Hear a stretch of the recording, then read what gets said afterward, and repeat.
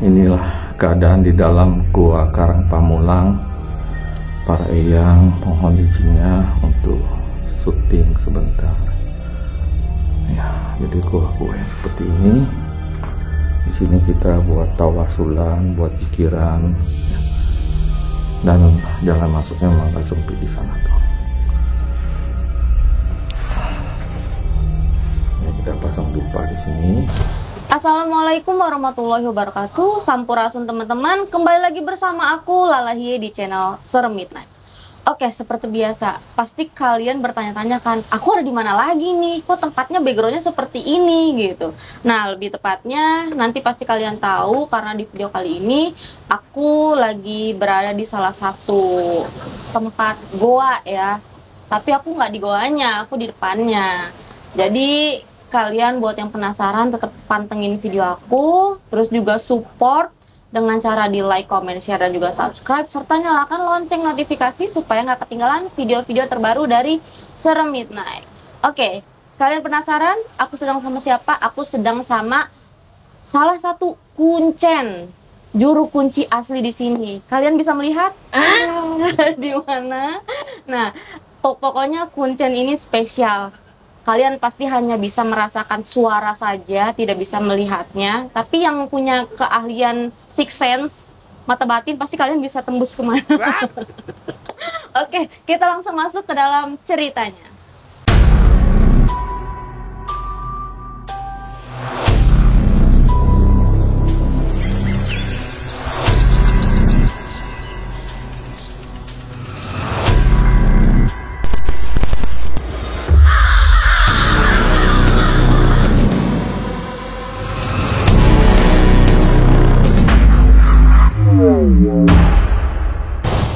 Oke, assalamualaikum Abah. Waalaikumsalam warahmatullahi wabarakatuh. Nah, terima kasih ya udah mengizinkan Lala untuk datang ke sini wawancara. Gitu. Iya, sama-sama Ibu, sama-sama. Oh iya, Abah boleh lah ya sapa-sapa ke teman-teman Serem Midnight gitu. Boleh, boleh. Assalamualaikum. Oke, Abah, Lala mau tanya tentang goa ini. Kalau boleh tahu, goa ini namanya apa ya, Abah? Goa Ratu Karang Pamulang, Ibu. Goa Ratu Karang Pamulang. Iya. Nah, kalau boleh dengar tentang sejarahnya, asal muasalnya, itu siapa sih yang pertama menemukan goa ini? Kalau yang menemukan itu dari awalnya, dari mulai zaman Belanda dulu, itu buyut kita, namanya Eyang Iyob. Eyang Iyob. Dan ini turun-temurun. Nah, sekarang pas zaman yang sekarang ini ya kita yang ditugaskan sama leluhur yang ada di sini. Jadi memang udah dari zaman Belanda zaman ya? Belanda. Udah ada. Oke. Terus juga aku lihat dari beberapa versi nih, karena kan ada beberapa konten kreator juga yang pernah datang ke sini memvideokan. Konon katanya di sini tuh ada tempat untuk pesugihan. Itu apa betul apa bagaimana? Kalau aku pengen dengar cerita lengkapnya dari Abah. Kalau memang pesugihan itu juga banyak orang yang disalahartikan ya Ibu ya. Memang di situ tempat pemuja dan pesugihan, tapi bukan puja kepada siluman, dedemit atau gentayangan. Di sini tempat pemujaan yang muji kepada Allah, dan kita memohon juga kepada Allah. Kita pengen disugih.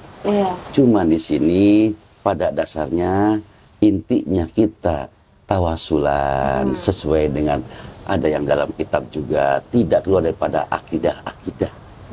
Dan di sini tidak boleh meminta selain daripada Allah. Itu. Oke. Kira-kira Papi mau ada pertanyaan lagi nggak? Papi ikut nimbrung nih di belakang kamera teman-teman. Iya. Tadi kan dibilang ini Goa Ratu Pamulang, Karang Pamulang ya. Iya. Nah, itu nggak pernah dengar katanya dulu zaman Belanda pernah dijadikan tempat persembunyian atau gimana ya? Kalau zaman Jepang? Oh bukan, di sini bukan tempat persembunyian, tapi ini pada dasarnya murni jelas bukan tempat persembunyian zaman Belanda.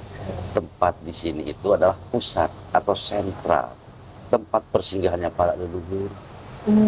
Setiap malam Sasa Kliwon, tempat perkumpulannya para nabi, Setiap malam Jumat Kliwon tempat perkumpulannya para wali, para nabi. Dikala hari-hari biasa, itu para leluhur setelah beres tugas dan beliau laporan ke sini. Dan setelah itu baru beliau pulang ke tempat tugasnya masing-masing lagi. Ya, berarti ada informasi yang mengatakan itu nggak benar ya? Nggak benar. Itu pernah dipakai buat mungkin zaman Belanda jadi kayak tempat bunker atau apa gitu. Bukan, nggak di sini Nggak pernah dipakai begitu. nggak pernah seperti itu. Karena ini asli, karena bukan bikinan tapi gua alam.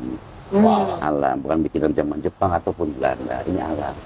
Cuman sekarang karena banyak orang yang ziarah, ini hanya sebatas dipakai tempat berteduh aja untuk takut orang itu kepanasan ataupun kehujanan, dibikinlah saung-saung seperti begini gitu.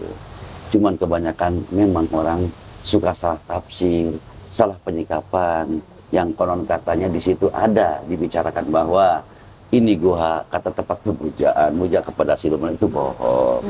Apalagi kepada ibu nggak bisa seperti itu kan. Dan ibu itu orang-orang suci, bukan apa yang orang sekarang kira.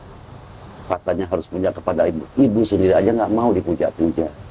Beliau mengatakan pun kepada kita pada waktu bertemu di alam sana, kalau kita lagi bersemedi, malah menyampaikan untuk memohon kepada Allah, jangan sekali-kali minta kepada ibu.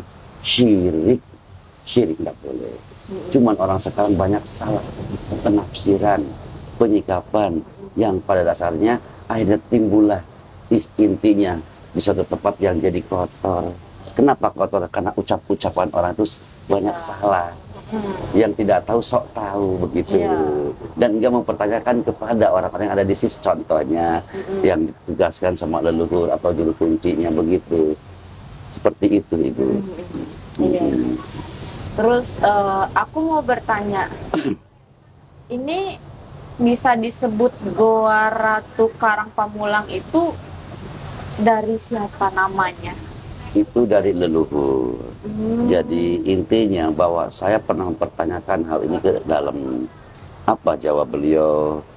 Ini kalau ada yang mempertanyakan, bilang Guha Ratu Karang Pamulang seperti itu. Untuk memulangkan segala perilaku kita, perbuatan kita, apabila kita di sini intinya mau semedi ataupun kita mau niat intinya riadoh, memulangkan sesuatu, bagaimana perilaku kita, keinginan kita itu akan secepatnya kalau memang meyakinkannya betul-betul sepenuhnya gitu. Kalau tidak yakin juga tidak. Terus kalau dari yang Abah tahu nih, orang yang datang ke sini itu biasanya bertujuan untuk apa aja sih? Banyak juga Ibu, ada tujuannya pengen keselamatan, pengen dapat intinya kebarokahan dan juga keriduan dari Yang Maha Kuasa. Pernah nggak ada yang mungkin niatnya ingin yang bagus, contoh seperti tadi rezeki, tapi ternyata di batinnya lain? Banyak juga seperti itu. Kenapa? Di luar daripada apa yang dia ucapkan kepada kita. Cuman itu mah silakan risiko masing-masing. Tapi saya tidak mempertanggungjawabkan hal itu karena di sini tidak ada hal-hal yang tidak jelas. Intinya yang disebut tidak jelas itu bukan arti-arti yang tidak ini ya Pak ya Bu ya. Maksudnya yang murni-murni aja di sini, memohon kepada Yang Maha Kuasa, bukan kepada roh gentayangan ataupun jin setan siluman. Cuman kebanyakan juga ada orang informasi dari yang lain kata Guha Ratu begitu, bukan. Nggak ada hal seperti itu. Nggak ada. Dan kalau dari yang Lala takutin ya, misalnya contoh ada orang datang nih, dia niatnya saya mau zikir, saya mau tirakat segala macam, tapi ternyata minta hal yang aneh. Nah, apakah pernah ada efeknya ke Abah gitu kan? Mungkin Abah kan bisa merasakan, bisa sensitif gitu. Pernah nggak ngefek ke tempat ini seperti apa? Pernah ada juga, cuman intinya yaitu malah disuruh keluar, nggak boleh dilanjutkan. Seperti itu. Kenapa?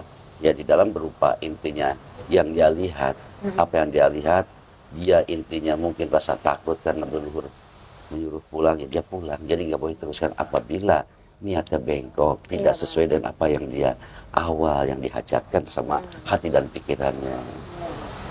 Jadi nggak diterima ya? Nggak diterima.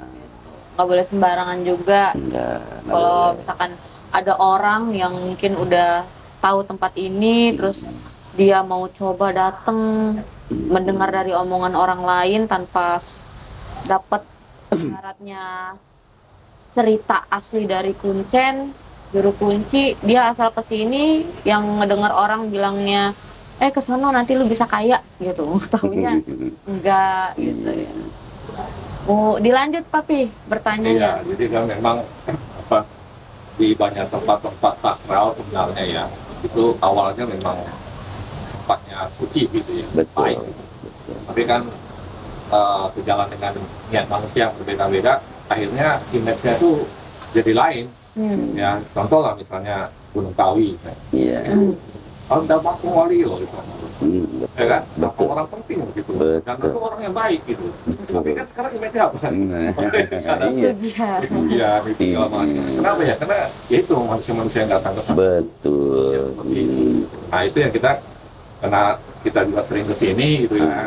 Kita sering lihat banyak konten yang mengarah ke sana. Iya. Takutnya lama-lama image-nya kebawanya ke situ. Betul, betul, banyak orang yang salah. Yang di sini juga gitu. Betul, Nah, Bapak, betul. Nah, kok jadi orang-orangnya begini nih. Iya. Seperti itu. Tapi alangkah kita bahagianya kedatangan Bapak untuk mempertanyakan keadaan di sini. Ini yang kita jelaskan di sini adalah kemurnian. Tidak ada yang namanya belot daripada akidah. Dan di sini juga saya tidak menerima dan disuruh pulang. Kalau yang namanya kedatangan ke sini, seseorang ataupun rombongan yang mau niat yang nggak jelas, malah disuruh pulang sama saya. Kecuali tujuannya lurus kepada Allah dan mengikuti ajaran-ajaran kanjeng Nabi besar Muhammad Rasulullah Sallallahu Alaihi Wasallam. Dia daripada itu saya suruh pulang, siapapun dia orangnya, saya nggak pandang bulu. Kenapa di sini tidak boleh dikotorin, nggak boleh dikhianatin tempat ini. Yang jelas-jelas kita tujuannya harus yang murni, tetap kepada Allah Subhanahu wa Ta'ala. Mintalah kepada Allah, memohon ridhonya dari Allah. Apapun kita inginkan, Allah itu maha segala-galanya. Iya. Dan ada yang ngomong juga dari konten kreator, katanya di sini ada apa tuh, Nyi Blorong, apa betul? Kalau masalah Nyi Blorong itu betul adanya, tapi bukan di tempat ini. Tapi tetap dia itu di Pantai Selatan. Cuman beliau itu wakil daripada Ibunda Ratu Agung Pantai Selatan dan bukan sebagai seorang ratu. Kalau ratu itu adalah tetap Ibu Ratu Agung Pantai Selatan. Tapi beliau nggak jahat, karena sekarang juga udah diislamkan sama Ibu Ratu.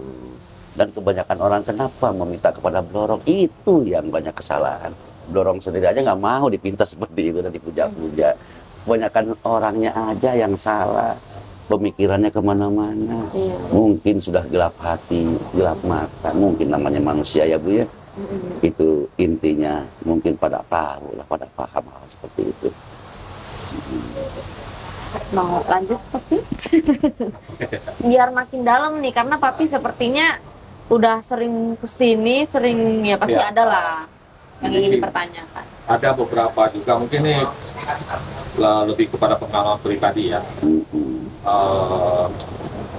Waktu awal-awal saya kesini pun juga sebenarnya kan merasain dia besar banget. Dan memang ya tidak melihat sesuatu yang negatif atau gimana gitu. Itu kesan awalnya, waktu awal-awal masuk nggak ada. Misalnya berbanding sama beberapa goa yang pernah saya datangi, dan di situ ada yang positif, ada yang negatif. Gantung nih orangnya. Ya. Tapi kalau di Gua Ratu Karang Pamulang ini, waktu pertama kali saya masuk, saya nggak merasakan ada belahan seperti itu, saya negatif dan negatif. Makanya itu sempat berpikir, wah ini berarti dijaga banget. Ya. Karena kalau nggak dijaga banget, pasti nanti lama-lama akan terkontaminasi. Betul. Kan, dari niat-niat orang gitu. Nah, ada juga pengalaman teman yang saya bawa ke sini dulu. Dia sempat sempat mendengarkan sesuatu waktu meditasi di dalam. Cuma mungkin itu adalah gambaran pribadi dia ya. Iya. Dia mengatakan bahwa ada suara, kamu kesini mau minta apa?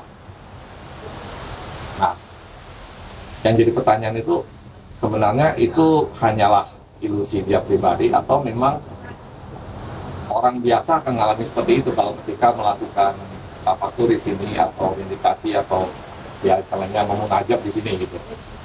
Sebenarnya hal yang seperti itu bagaimana sesuai dengan keyakinan kita. Apabila kita meyakininya dan di situ para leluhur pun akan datang sesuai dengan apa yang dia pinta, kehadiran.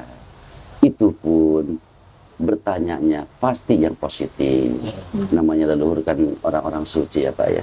Pada dasarnya beliau nggak mau dipinta yang lain-lain. Itu pun kalau ada yang lain, contohnya umpama ada suara pembimbing, itu hanya sebatas menguji diri kita, kuatkah iman kita, kuatkah kita keyakinan kita.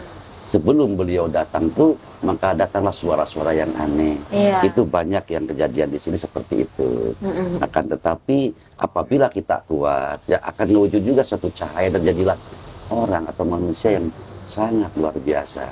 Dan beliau bertanya sesuai nanti apa yang dilihatnya sama dia dan apa nanti pertanyaan itu sesuai dengan keinginannya. Gitu. Iya benar itu. Jadi semacam ibarat kayak kita bertamu terus tuan rumahnya itu pengen tahu nih, ya kan, ini orang lurus atau enggak gitu kan. Kalau ditanya kayak gitu kan biasanya orang bisa istilahnya keluar niat sebenarnya gitu kan. Betul. Ya. Dan itu banyak sekali memang orang-orang yang ziarah atau apa tuh kadang-kadang sempat mengalami seperti itu. Gitu.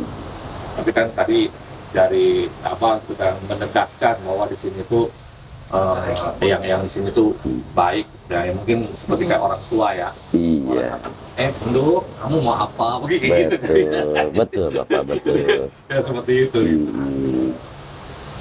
Kira-kira ada pengalaman lain nggak Pak dari tamu-tamu yang dulu? Mungkin saya dengar juga kan banyak sekali orang yang kesini itu istilahnya itu ya terpenuhi lah apa yang diharapkan gitu ya. Hajatnya. Ya alhamdulillah. Kalau masa tentang hajat ya itu ada yang diijabah juga banyak, yang secara proses juga banyak, dan juga yang tidak ada haknya pun ada. Namanya tempat apa keramat atau tempat intinya peziarahan itu seperti itu Bapak. Tidak semuanya orang itu diijabah. Nah itu kadang ada hak dan jodoh masing-masing, milik rezekinya masing-masing. Ada secara proses-proses dan juga agak lama dikit juga ada. Ada yang waktu itu pun begitu pulang pun diijabah juga ada begitu. Itu sesuai nanti jodoh dan haknya Bapak. Milik dan rezekinya begitu. Aku jadi pengen share juga nih ke Abah waktu pertama kali Lala kesini. Itu memang awalnya nggak kepikiran untuk kesini sih, tapi karena suami, oh iya, kamu belum pernah ya ke goa ini, ayo kita silaturahmi sekalian. Itu juga nggak ada janjian sama Abah ya, nggak ada gitu, langsung kesini, terus ternyata ketemu, ya aku sempat kaget aja, karena memang ada yang beliau kakek-kakek sama macam kumbang itu loh. Iya betul. Nah itu kok itu apa namanya? Kadang aku sampai itu siapa ya? Kalau di sini itu ya Bu ya, intinya yang ngeguguh di tempat ini atau penghuni tempat ini itu banyak sebenarnya. Cuman leluhur ini kita ucapkan cuman sedikit, tapi kita biasa suka dikumkan. Ya salah satunya Raden Pangeran Panji, Sang Ratu Munggul Putih, alias Eyang Kuncung Putih. Di sini itu. Terus Abah Yob, Baing Mi, Baing Arom, Aki Caian, dan Abah Aneng juga di sini. Dan Bapak Muhammad Katim Syahid yang penghuni Ajian di Karang Pamulang. Cuman sebenarnya banyak. Cuman kalau kita tawasul kan biasa suka diumumkan gitu. Ini cuma hanya saya beberapa gelintir apa leluhur ya, maksudnya beberapa orang leluhur yang kita ceritakan ini aja gitu. Sebetulnya kalau kita tawasul itu banyak juga, bukan seperti banyak ya. Oke. Jadi sini favoritnya tuh kalau orang misalnya orang mau ke sini itu Selasa Kliwon dan Jumat Kliwon. Itu hari-hari besarnya ya. Kalau hari biasa juga boleh, karena apa? Leluhur yang ada di Nusantara, yang selalu setiap hari singgah ke sini dan laporan ke leluhur yang ada di pusat di sini gitu. Kalau setiap Selasa Kliwon itu tempat perkumpulan para nabi, itu seluruh dunia singgah ke sini semua. Dan seluruh dunia. Nabi. Para nabi. Dan kalau Jumat Kliwon, para nabi, para wali, itu seluruh dunia di sini. Hanya sentral pusat, ya betul. Pusat Bapak di sini.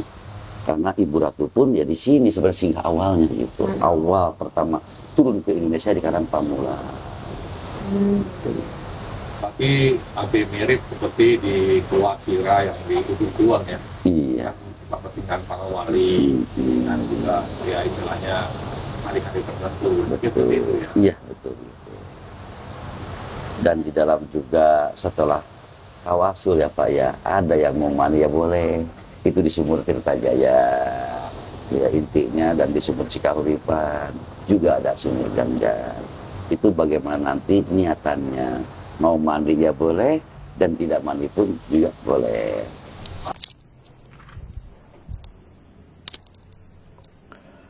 Ya, inilah keadaan di dalam Gua Karang Pamulang.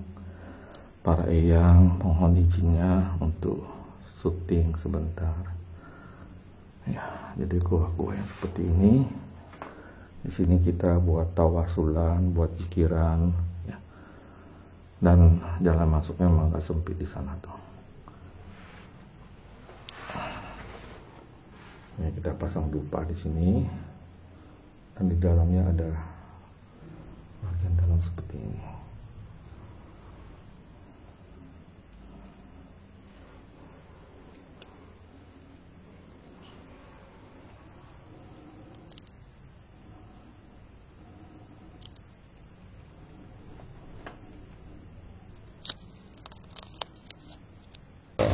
Gitu. Oh, jadi dalam guanya ada sumur.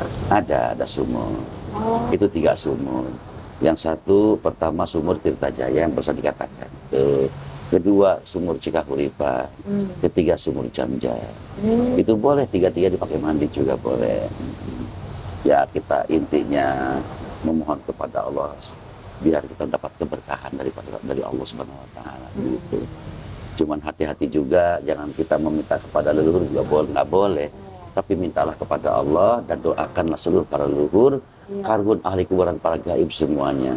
Dan kita tidak boleh meminta kepada selain daripada Allah. Itu syirik namanya. Cuman kebanyakan orang, tapi kita juga tidak usil, tidak fanatik, kenapa hak masing-masing. Meminta sama siapa ya silakan. Tapi di sini nggak boleh meminta selain daripada meminta kepada Allah. Iya, benar-benar. Karena nggak boleh di sini kotorin, walaupun dengan doa. Kan doa kalau kita salah juga jadi syirik ya Bu. Salah meminta. Kalau meminta selain daripada Allah tetap syirik, keluar daripada akidah. Jadi yang alhamdulillah di sini ya intinya ketemu dengan Ibu, biar intinya Ibu juga tahu dan Bapak juga tahu seperti apa dan bagaimana yang aslinya di sini. Soalnya orang-orang yang lain itu banyak yang menambah-nambahi dan juga banyak dikurangin. Yang tidak jelas. Katanya untuk memuja ke Ibu apa? Ibu nggak mau dipuja, itu nggak boleh. Dan Ibu sendiri pernah menerangkan kepada kita, tidak boleh meminta kepada itu. Mintalah kepada Allah, memohonlah kepada Allah, sembahlah Allah. Apabila Allah sudah mengizinkan melimpahkan keriduan kepada Ibu, maka Ibu akan ada kekuatan untuk mendampingi sampean-sampean, kalian-kalian. Kalau tanpa izin dan ridhonya, Ibu pun nggak bisa apa-apa tanpa izin ridho dari Yang Maha Kuasa. Maka jangan sekali-kali meminta kepada Ibu, itu syirik. Nah, begitu Ibu menceritakan hati kepada kita. Makanya kenapa orang sekarang seperti itu? Jadi kita juga ya udahlah, itu hak masing-masing, nggak bisa bicara kan, itu sesuai dengan keyakinan ya Pak ya. Kita pun nggak mau ikut campur urusan hal-hal orang lain. Yang penting kita di sini di Karang Pamulang tujuannya untuk menuju kepada yang sesungguh-sungguhnya, kemurniannya kepada Sang Ilahi. Allah Subhanahu wa taala dan ikutin ajaran Kanjeng Nabi besar Muhammad Rasulullah sallallahu alaihi wasallam. Tapi harusnya tempatnya termasuk cagar budaya ya. Iya, betul. Berkaitan sejarah dan budaya di daerah sekitar sini terutama. Betul Bapak, betul. Dan di sini juga semua agama boleh ya. Boleh. Kan berbeda-beda tetapi satu tujuan. Siapapun. Gitu. Baik dari mana agama mana kalangan maturan siapa boleh di sini bebas. Tidak memandang A, B, C gitu. Iya. Mungkin ada yang lagi sumpah pikirannya pengen cari ketenangan supaya batinnya bisa tenang ya, mungkin daripada di rumah dia bisa sini untuk menenangkan diri, mendekatkan diri ke yang kuasa. Boleh, bebas. Itu lebih bagus gitu, lebih ya? bagus. Daripada dia di rumah. Iya. Kan? Mau berapa hari silahkan. Di sini mau ngadem di sini boleh. Mau langsung tirakat juga di dalam juga boleh. Bebas di sini. Terus yang dalam goa itu kan pada yang kalau kita masuk kan, terus yang paling terakhir itu kan ada kayak cekungan. Oh iya. Nah, itu masih bisa terus lagi atau enggak? Enggak, cuma di situ Sampai aja. mentok Mentoknya di belakang batu yang ada di cekungan itu. Itu aja ya. Jadi memang tidak ada cabang-cabang yang jauh. Enggak ada. Kalau secara lahirnya enggak ada. Ya, secara lahirnya. Kalau tidak lahirnya. Iya. Berarti sejarahnya ya yang tadi Abah ceritain udah cukup ya. Karena memang itu yang paling pentingnya. Amin. Karena Abah itu sudah menceritakan yang benar-benar ya ini realnya gitu. Karena kalau dari mendengarkan beberapa pandangan orang kan berbeda-beda ya kan. Jadi kita langsung ke kuncennya gitu. Oke. Cukup sih. Terus ada yang mau tanyain? Udah cukup, aku udah cukup. Jadi aku udah tahu, udah ini semua ya kan. Karena hanya pengen tahu lebih ke sejarah aja. Amin. Gitu. Nah, kalau secara nirkalanya, istilah nirkala secara non kasat matanya. Secara nggak kasat mata, pandangan siapa? Ya kamu gimana kalau Aku. secara tidak kasat mata, secara yang bukan orang awam lihatnya gitu. Kenapa? Mungkin ada yang mau ditambahin gitu. Gak dah. Abah juga tahu sendiri. Iya. Ya pemirsanya nggak tahu. Buat cari tahu tatang sendiri ya. Kepo ya, datang sini gitu dan rasakan sensasinya. Gitu. Oke teman-teman, cerita sejarah mengenai Goa Ratu Karang Pamulang cukup sampai sini. Terima kasih buat Abah. Sama-sama. Terima kasih juga buat semua ya yang udah ngizinin aku ke sini. Terus buat teman-teman Serem Midnight yang penasaran di mana sih tempatnya? Tempatnya ada di Pelabuhan Ratu. Pelabuhan Ratu. Nah, kamu cari aja nanti tanya-tanya orang. Kita Gitu. kasih map aja. Iya, dikasih mapnya ada, pokoknya patokannya deket tukang jualan. Gitu. Nah, oke, buat kalian juga tetap support aku dengan cara like, comment, share, dan juga subscribe serta nyalakan lonceng notifikasi supaya kalian nggak ketinggalan video-video terbaru dari Serem Midnight. Yang mau kasih saran untuk aku datengin tempat-tempat lokasi yang menurut kalian sakral, punya sejarah, boleh kalian komen di kolom komentar. Atau buat kalian yang punya pengalaman mistis, yang ingin share, berbagi cerita ke aku, langsung aja DM ke Instagramnya Serem Midnight. Oke, teman-teman, sampai ketemu di video berikutnya.